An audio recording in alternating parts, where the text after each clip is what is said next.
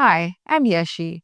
Welcome to podcast Women in Business. To give a little background about myself, I run a franchisee of BODYCRAFT Salon and Spa in Bangalore, India. So before coming into this business, I used to work in software industry. I took a long break to take care of my children, and after the break I did not want to go back to software industry. I always wanted to start something on my own, and that's when I came about starting this franchisee of BODYCRAFT Salon and Spa.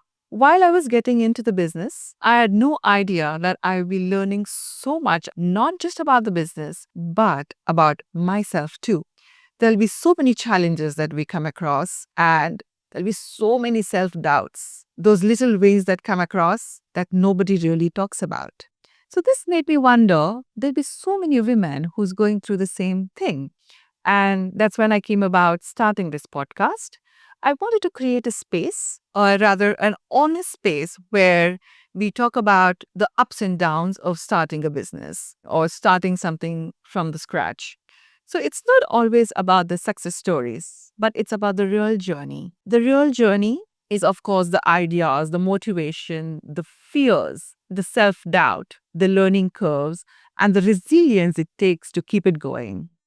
So, in each episode, I sit down with women who are at different stages of their business journey. Some are just starting, and some are at it for a while.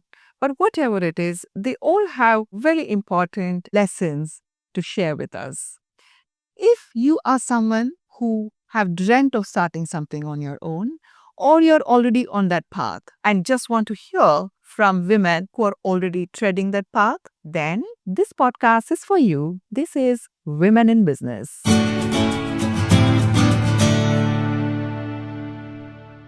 Today, we have Archana with us.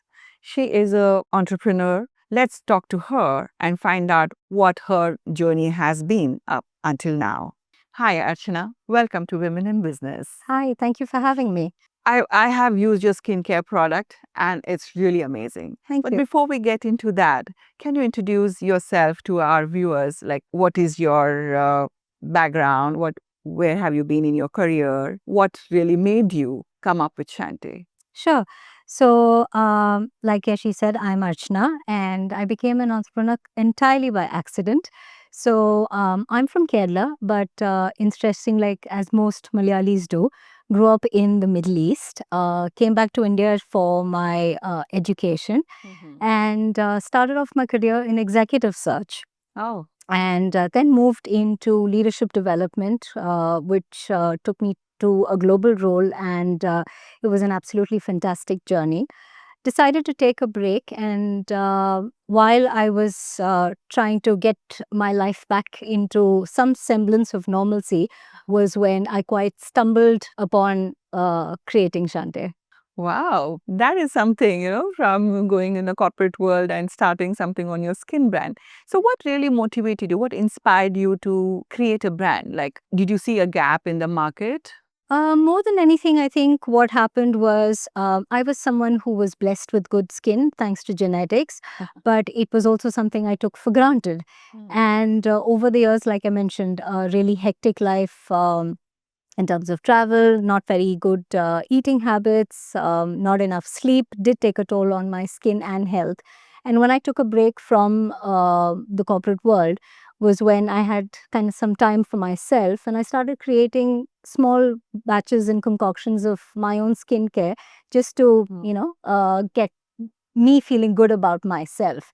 And on a whim, I shared those experiments with family and friends, and much to my surprise, quite got a lot of good feedback. That's when, something started germinating in my head, and I started observing things a lot more. And that's when I realized, as I had conversations with people around me, my own inner circle, two things came to my attention. One, there was a whole bunch of people who didn't either have the inclination or time for skincare. And there was a whole bunch of other people who were very conscious of what they put on their skin and were quite regular with a skincare regimen, but not necessarily knew what was inside I mean, what were the ingredients that were going inside their products that they were using. The other thing I realized was there were a lot of skincare brands that were not really sustainable. So most people's shelves were filled with single-use plastic bottles. Okay. So that's what got me thinking, saying, what if, we created something that was very simple, easy to use, made with natural ingredients, and could be sustainable all in one. So that's when it kind of snowballed and Shantae was born. Wow. So what was the formulation? Like, how did you come up with this formulation? Considering that like I said, I stumbled into skincare entirely by accident. It took a lot of research. It took a lot of learning, reading, getting online certifications, because I'm not even a science student. So to understand what oils, what are the different kinds of oils, essential oils, carrier oils, what combination of ingredients work. Is it for different kinds of skin, for different ages? So it was a lot of hard work in the background before I actually formally launched the brand. Wow. So what was your first product that you brought it out? The first product we launched were sugar-based scrubs. We had 6 variants and in 2 sizes. So that's what we started with. Oh, wow. How did the name come about? Shantae, really? What does it?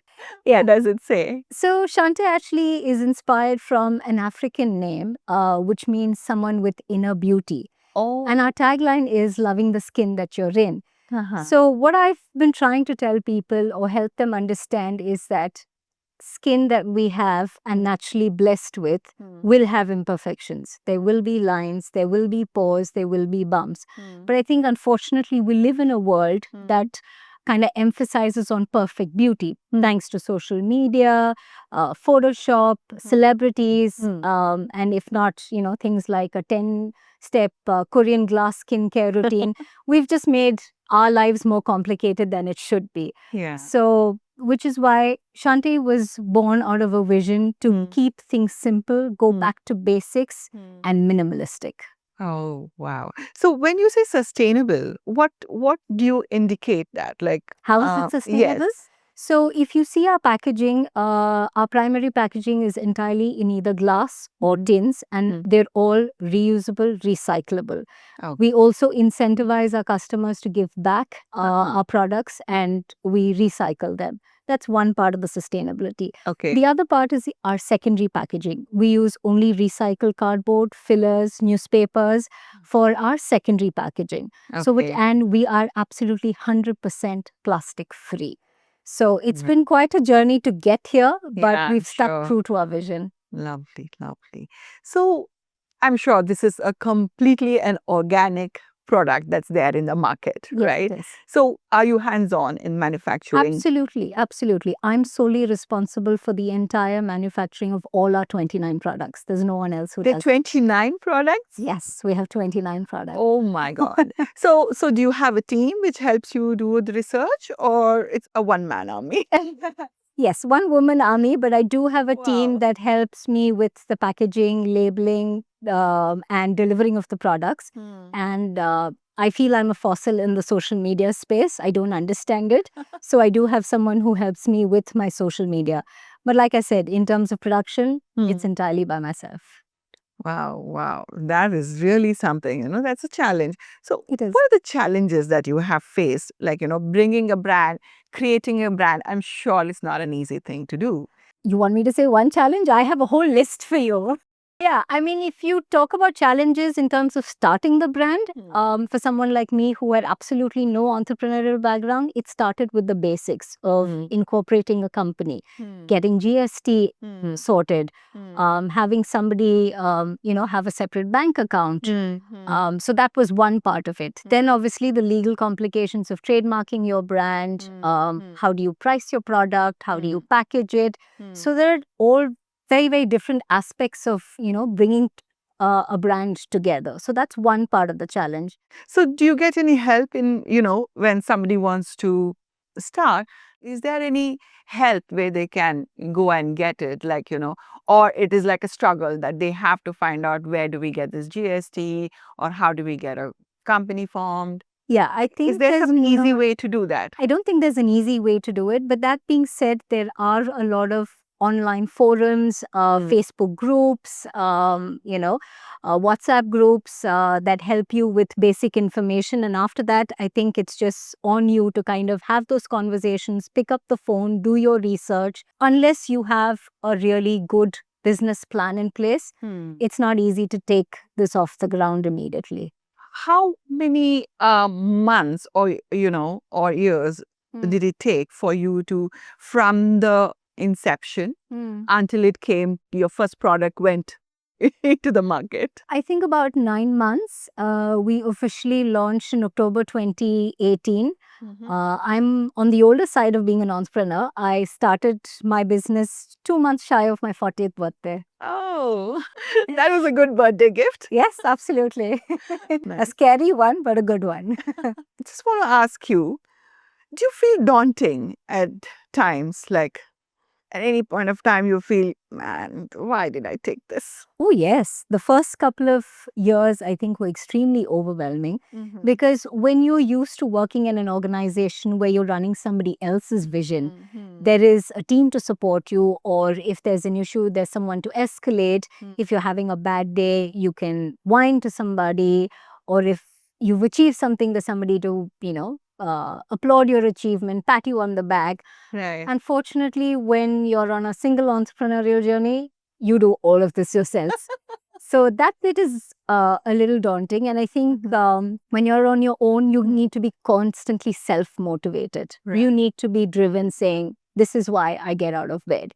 And this is what I want to achieve. And that requires a bit. What is that motivation? What drives you to do that? I think the fact that we've tried to achieve in terms of trying to keep skincare simple, getting women, not only women, people to understand and appreciate the natural skin that they're in, and saying, while you have one bunch of folks who say, hey, I don't have time for skincare, we're like, no, don't think of it as skincare. Think of it as self-care. Right. So getting people to look after themselves, and at the same time keeping it so simple that they don't think of it as a to-do on the checklist. And I've had people come back saying, hey, I had this skin concern, that skin concern, and it's gotten better after using your products, is a huge motivation for me, saying, okay, it's working. I'm sure that brings a smile on your face. Oh, absolutely. Absolutely. Right. So, I just want to know, say everybody's skin type is different, everybody's skin issues are different. Is there a way that you can customize it for a certain skin? I think at the stage of the business that I am, customization is a little difficult. But that being said, pretty much most of the products that I have introduced, the different kinds that we have, be it the oils, the scrubs, the cleansing cubes, they all come with different variants. So they do suit different kinds of skin. So we've tried to cover as many options as possible for people with different skin concerns as well as ages. Okay. So any age, anybody can use your Absolutely, product. since it's entirely chemical free. Any age can use it. In fact, my youngest customer is a 4-year-old boy who loves to use his mother's scrub. Oh yeah, he started very young. So, now how do you market? I mean, marketing should be one of the, I think that's one of the challenging part, I feel. Yes, absolutely. I think skincare is a very crowded space at this point, and it's also a very personal choice. So how do you then convert someone who's very loyal to a certain brand to switch to a natural product? Because a lot of people prefer to go with a bigger brand name, saying, it's been in the market, it's got a reputation, let me just use it, whether they've understood the kind of chemicals that go into the product or not. True. So definitely marketing is a huge part of it. So we've got a very active presence on social media. It's still at a fledgling state, but it is an active one. So we have a presence on Instagram and Facebook. We have our own website. And what I also do quite often is participate in a lot of events and markets around the city in Bangalore. Okay. So every weekend you will see me and the brand at some corner of the city. So that's your physical way of marketing, Yes, right? that's right. Okay. So, do you take any influencers? Do influencers help you market? Like, We did try going down the influencer route when we initially started the brand. It didn't work for us, thinking probably we were too young in this space. We did try it again a little later, but I think the current stage that we are in at the brand, it probably isn't working for us. Maybe a couple of years down the line, it may, but at this point, no. So, Archana, did you start this on, what about the investment? Did you start on your own, or did you have any investors?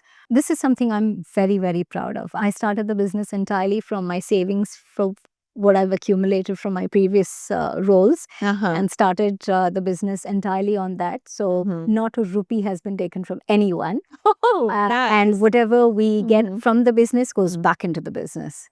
So Yes. absolutely zero external investment. Lovely, lovely. Whatever it is, then you are not answerable to anybody other than yourself. I'm my own boss. Lovely, very nice. So, what is what do you think is your next? I mean, everybody's success measurement is different. What is your accomplishments? What was the time that you felt, yes, this is what I'm gonna do this. I'm gonna continue this. Okay. What was the time, that moment that you felt that? I don't think there's one particular moment, but I think, like I said, we launched in 2018. 2020 was, funnily enough, despite COVID, a turnaround year for us. Because having operated only out of Bangalore, that was the year we tied up with a lot of online platforms. So a couple of names like Lubify, Goki, Zubop, Dufa, they all signed us on. And we also had our first bulk order as well for Diwali.